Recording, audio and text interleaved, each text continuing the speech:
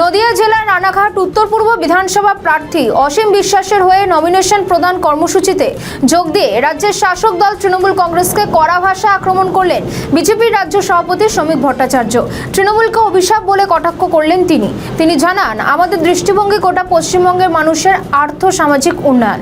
এবারে লড়াইকে তিনি জনতা বনাম মমতা বলে অভিহিত করেন। তিনি দাবি করেন, তৃণমূল যদি মনে করে নাম বাদ দিয়ে নির্বাচনে জিতে যাবে বা মার্জিন বাড়িয়ে নেবে তবে তারা ভুল করছে। নদিয়া জেলা তৃণমূল খাতা খুলতে পারবে না বললেন শ্রমিক ভট্টাচার্য। ভোট কতটা করবে? আমরা হরিজন, গিরিজন, আদিবাসী, বনবাসী, মতুয়া, রাজবংশী এর উপর নির্ভর করে নির্বাচন করি। আমাদের দৃষ্টিভঙ্গি গোটা পশ্চিমবঙ্গের মানুষের জন্য আর্থসামাজিক উত্তরণ এবং তৃণমূল কংগ্রেস নামক অভিশাপ থেকে পশ্চিমবঙ্গের মানুষকে মুক্তি, এটাই আমাদের এজেন্ডা। আর সেই এজেন্ডায় এবারে লড়াই জনতা বনাম মমতা। কালকে মমতা ব্যানার্জি বলেছে যে বিজেপি বলছে বাংলা টার্গেট, আমরা দিল্লিকে টার্গেট করছি, কি বলবেন? মমতা ব্যানার্জি বলছে বিজেপিরা বাংলাকে টার্গেট করছে। মমতা ব্যানার্জি আর 1-1.5 মাসের জন্য রাজ্যের মুখ্যমন্ত্রী আছেন, উনি কিছু বলুন না, ওনার সব কথার উত্তর দিতে হবে, প্রতিক্রিয়া দিতে হবে। উনিও তো একজন নেত্রী, উনি বলে নিলেন। দাদা, রাকেশ সিং জেল থেকে বেরিয়ে অবন্দরের প্রার্থী, এটা নিয়ে কোনো কথা বলছে? রাকেশ সিংকে কী কারণে জেলে পাঠানো হয়েছে? কী কারণে রাকেশ সিংকে জেলে পাঠানো হয়েছে? কী কারণে রাকেশ সিংয়ের মেয়েকে গ্রেপ্তার করে 3 দিন লকআপে রাখা হয়েছে? কী কারণে রাকেশ সিংয়ের পারিবারিক মন্দিরকে দখল করানো হয়েছে? এগুলো স্থানীয় মানুষ জানে।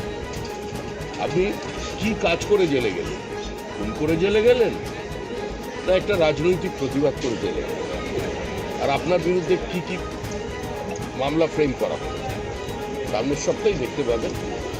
আমরা আশাবাদী সদর্থক একটা পদক্ষেপ নিতে চলেছে মহামান্য আদালত। দাদা, একটা লাস্ট বিষয়, দাদা, মতুয়াগড় হিসাবে পরিচিত নদীয়ার এই একদম সীমান্তবর্তী এলাকা, কোথাও কি এসআইআর এর প্রভাব পড়েছে বলে মনে হয়? এসআইআর এই মতুয়াগড়ে উত্তর পূর্ব, রানাঘাট দক্ষিণ, উত্তর পশ্চিম, তৃণমূল চেষ্টা করেছে মতুয়াদের নাম বাদ দিতে। সেই চেষ্টায় তারা কিছুটা সফল হয়েছে, এটা অস্বীকার করার জায়গায়। কিছু মানুষের নাম বাদ করেছে, কিছু আদিবাসীর নাম বাদ তৃণমূল দিয়েছে, কিছু প্রতিষ্ঠিত সমাজে ব্যক্তি আছেন তাদের বিরুদ্ধে চক্রান্ত করেছে।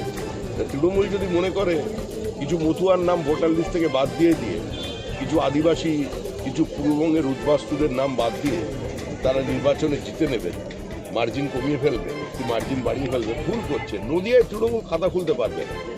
7-7 আপনি এই লোকসভা কেন্দ্রে দেখে নেবেন, ফলাফল আসতে দিন। 7-7 নদিয়া জেলায় খুব তৃণমূল কষ্টে আছে, খুব কষ্টে আছে।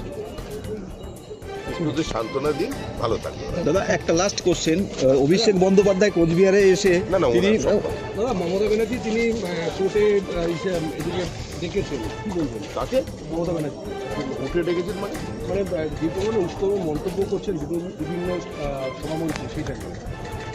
দেখুন, মমতা বন্দ্যোপাধ্যায়ের এই উস্কানির কোনো প্রভাব পশ্চিমবঙ্গের জনমনে নেই। তৃণমূল কংগ্রেস গৃহীত, পরীক্ষিত এবং পরিত্যক্ত। তৃণমূল চলে গেছে, তৃণমূল চলে যাবে।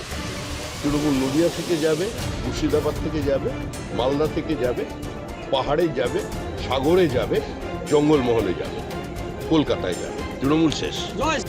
আমাদের ভিডিও ভালো লাগলে লাইক ও শেয়ার করুন, কমেন্ট সেকশনে আপনাদের মতামত জানান। আরও ভিডিও পেতে আমাদের চ্যানেলটিকে সাবস্ক্রাইব করুন এবং প্রতি মুহূর্তে খবরের আপডেট পেতে প্রেস করুন বেল আইকন।